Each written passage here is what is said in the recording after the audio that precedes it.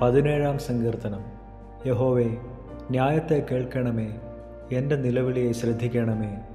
കപടമില്ലാത്ത അധരങ്ങളിൽ നിന്നുള്ള എൻ്റെ പ്രാർത്ഥനയെ ചെവിക്കൊള്ളണമേ. എനിക്കുള്ള വിധി നിൻ്റെ സന്നിധിയിൽ നിന്ന് പുറപ്പെടട്ടെ. നിൻ്റെ കണ്ണ് നേർ കാണുമാറാകട്ടെ. നീ എൻ്റെ ഹൃദയത്തെ ശോധന ചെയ്ത് രാത്രിയിൽ എന്നെ സന്ദർശിച്ചു. നീ എന്നെ പരീക്ഷിച്ചു, ദുരുദ്ദേശമൊന്നും കണ്ടെത്തുന്നില്ല.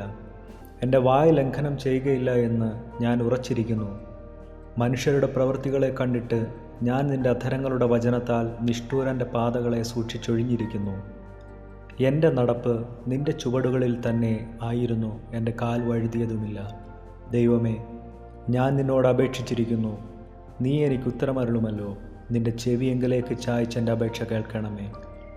നിന്നെ ശരണമാക്കുന്നവരെ അവരോട് എതിർക്കുന്നവരുടെ കയ്യിൽ നിന്ന് നിൻ്റെ വലം കൈയാൽ രക്ഷിക്കുന്നവനായുള്ളവേ, നിൻ്റെ അത്ഭുത കാരുണ്യം കാണിക്കണമേ.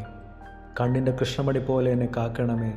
എന്നെ കൊള്ളയിടുന്ന ദുഷ്ടന്മാരും എന്നെ ചുറ്റിവളയുന്ന പ്രാണശത്രുക്കളും എന്നെ പിടിക്കാതെ വണ്ണം നിൻ്റെ ചിറകിൻ്റെ നിഴലിൽ എന്നെ മറച്ചുകൊള്ളണമേ.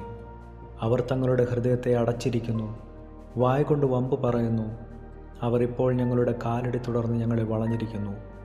ഞങ്ങളെ നിലത്ത് തള്ളിയിടുവാൻ ദൃഷ്ടിവെക്കുന്നു. കടിച്ചു കീറുവാൻ കൊതിക്കുന്ന സിംഹം പോലെയും മറവിടങ്ങളിൽ പതിയിരിക്കുന്ന ബാലസിംഹം പോലെയും തന്നെ. യഹോവേ, എഴുന്നേറ്റ് അവനോട് എതിർത്ത് അവനെ തള്ളിയിടണമേ. യഹോവേ, എൻ്റെ പ്രാണനെ നിൻ്റെ വാൾ കൊണ്ട് ദുഷ്ടൻ്റെ കയ്യിൽ നിന്നും തൃക്കൈ കൊണ്ട് ലൗകിക പുരുഷന്മാരുടെ വശത്തു നിന്നും വിടുവിക്കണമേ. അവരുടെ ഓഹരി ഈ ആയുസ്സിലത്രേ. നിൻ്റെ സമ്പത്ത് കൊണ്ട് നീ അവരുടെ വയറ് നിറയ്ക്കുന്നു. അവർക്ക് പുത്രസമ്പത്ത് ധാരാളമുണ്ട്.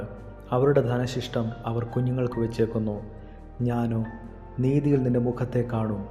ഞാൻ ഉണരുമ്പോൾ നിൻ്റെ രൂപം കണ്ട് തൃപ്തനാകും. ഈ വായിച്ച തിരുവചന ഭാഗങ്ങളാൽ ദൈവം നമ്മേവരെയും അനുഗ്രഹിക്കുമാറാകട്ടെ.